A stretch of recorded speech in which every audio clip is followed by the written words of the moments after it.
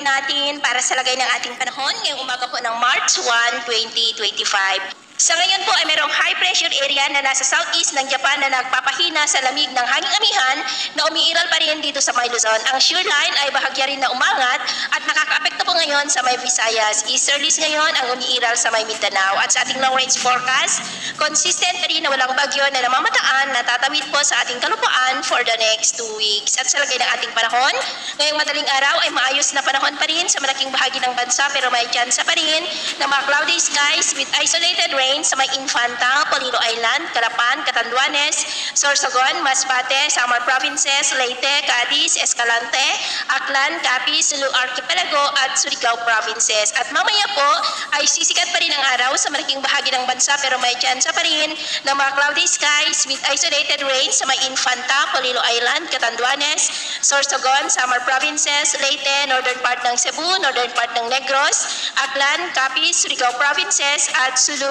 Archipelago. At mamayang hapon, maayos pa rin ang panahon sa malaking bahagi ng ating bansa pero may tsansa pa rin ng mga cloudy skies with isolated rain sa may Southern Luzon, Samar Provinces, Aklan, Capiz, Abuyog, Sulu Archipelago, Zamboanga Peninsula at ilang bahagi ng Caraga at Davao Region. Kaya kung lalabas tayo sa ating matahanan, ugaliin naman po natin lagi ang magdala ng kahit anong panangga natin sa init ng araw at proteksyon na rin po sa mga biglaang buhos ng ulan. Sa atin naman po mga baybayin, wala naman po tayong nakataas na gale warning signals pero bayong pag-ingat lamang po kung papalaot tayo para po mas makaiwas sa mga sakuna.